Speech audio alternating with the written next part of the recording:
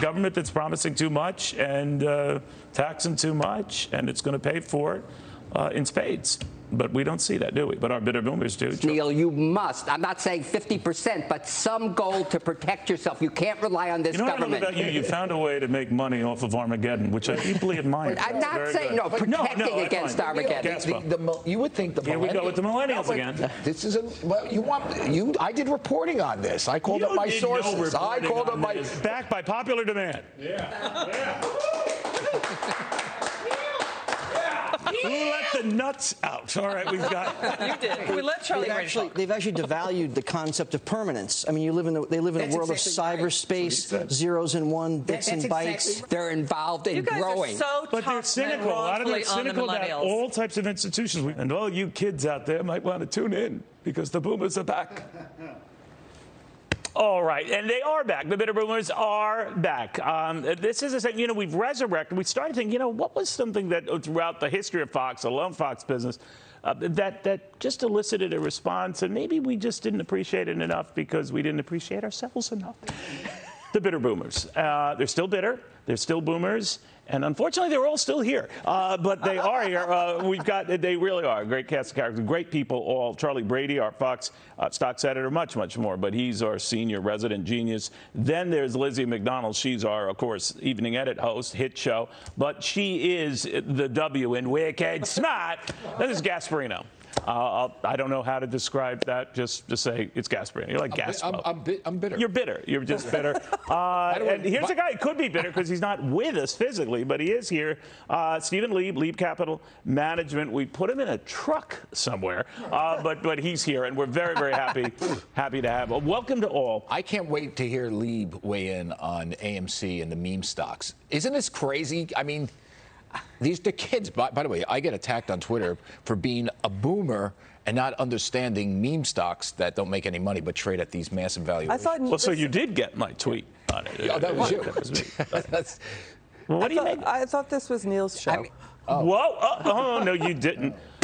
But he does raise a very good point. All these investment fads come back. With you. That's never stopped. Never been a problem. Lizzie, think of that. All these investment fads. There were the meme stocks and everything else. They rise, they fall. Yeah. All of a sudden, technology stocks, they rise, they fall. Of course, they're all coming back up. But what do you make of are they fads? Well, I think. Go ahead, Charlie. Oh no, so the big fad. I'm using a lifeline here. Sure. So, okay. No, the big fad that was kicking off when you went on the air 25 years ago was the dot-com bubble. It was just starting to inflate. That's right. And we know how that ended. Yeah. No, that was still raging. It had another few years to go. But at least that was a technology. These meme stocks. I mean, think about AMC. Well, I say the meme stocks or the internet. No, it's not. You don't buy that. These are old technologies that somehow a bunch of kids in their mom's basements trading on Robinhood say, "Hey, let's band together and buy these crappy stocks because maybe we can create a short." But the same froth over them. You don't worry about that? Yeah, I do, but it's the same froth, but it's different because there was a real Amazon really does have a technology. Right. I mean, AMC is like yesterday. Well, I don't know. Their theaters are packed. Their theaters are packed again. No, that's true. And at some point, why wasn't Tesla considered a meme stock? I just feel like it's a fake category for some types of pump and dump schemes. Yeah, especially if the millennials are getting the information for stocks on social media. So, and how do you do price discovery in this kind of environment? Yeah. It's ratcheting around faster than ever before. But you're giving this a perspective, all of you, from an age of wisdom. Kind of discovery. But Steve, if I could just get back to subjects I understand. Let's take interest rates, right? There's no discovery anywhere of anything. I beg you to stop the discovery thing. So let me ask you about interest rates. They're very, very low, but they're going higher. And a lot of people are shocked they're going much higher. And I'd say they'd have to double to be even anything approaching what we knew, years ago. Do you worry about that we get obsessed over stuff? I worry tremendously about it. You're so right. I mean, interest rates are just one example of a society and economy that is so far out of order.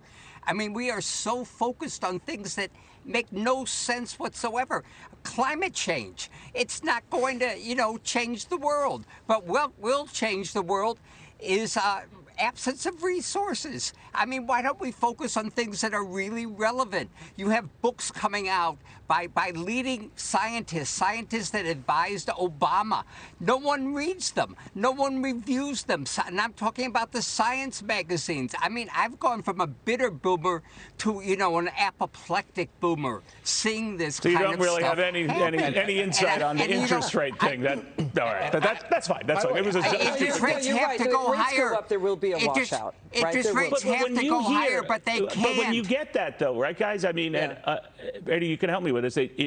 It's the perspective that I hear. I was talking to one of the young crew members not here today when rates went over 3%, for example. Oh, I missed the boat. I missed the boat. 3% was what my wife and I were paying per day when we got our first There's a whole generation. But there's a whole generation that doesn't know that. That doesn't remember having the government having to push, the Fed having to push the horse to make it move. Now we've been pulling it for so long. With stimulus. Wait a second, but Neil, you're making a good point because yes, it happens. Yes. But if we have a whole generation of investors piling through social media, right, and never experienced a rate hike, right, a severe one. That's right. How will they react with meme stocks? Well, they are reacting to meme stocks. I mean, listen, I want to. In that event. That's a very good point. We don't know. Here's the thing. I want to get China in here just to channel Steve Lee, but it's impossible to get China in this conversation. And you're right, Charlie. But here's the thing. These kids are like screwing around in these markets, with Amazon, with stimulus checks. Yeah, with their stimulus checks, and they have nothing better to do than to trade Dogecoin. What's it called? Dogecoin. Well, they're not all doing. They're not all in their mother's basement. Oh yes, a lot of them are. A lot of them are. You're an idiot. And a lot of them are. By the way, and ridiculous. A lot of them eat meatloaf 3 times a day. And it's Wayne's World. And the problem with that is, Mom, the meatloaf. But you've seen these economic cycles, right? Just the market thrived in the 90s. 25 years ago today, the 10-year Treasury yield was at 6.5%. Wow. We crossed over 1.5% this week. So there's a lot of room to run. By the way, I can't wait till the millennials lose a lot of money. Yeah, but no, it doesn't, because if interest rates start running up, how do we pay our debt?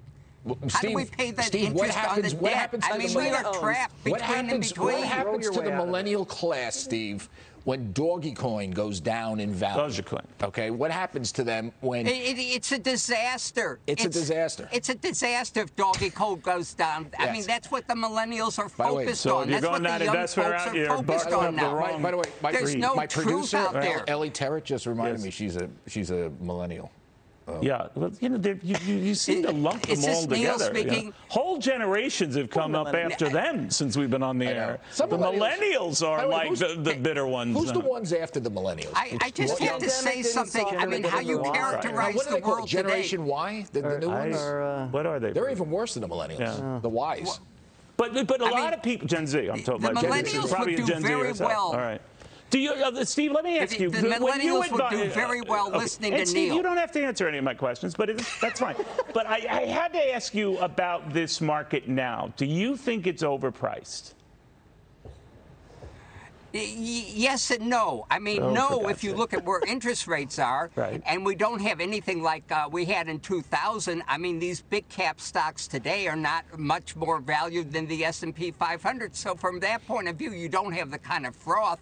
In the meme stocks, yeah, you have crazy froth. That doesn't make any sense whatsoever. Charlie, no, do you think this is... Now, you have to be a good arbiter. You're an editor looking at the whole picture. Do you see any signals here that would remind you of scary October's past that we should bear watching? Well, this market has really been propped up for years by stimulus. I see so many. We're trying to transition to a market that's being propelled by growth, internal growth and organic growth, and that's what we don't know. Will that transition be smooth? Will it be bumpy? Will the market continue higher? Will we see some? But markets are always about extremes, right, Lizzie? I mean, are we in an extreme? Yeah, I think we are. What you guys really started out with was interest rates. Thank you. I appreciate that input. Right. But this is such an informative segment. It is, really. But take Gaspo, what do people tell you? They get worried? Yeah, and they're worried not for the Facebooks, the Apples. Those things correct pretty fast based on regular fundamental things. It's how many people, and we don't really know this, how many of these moron millennials and Gen Zers? They're not morons. Just let me say, how many of them have piled in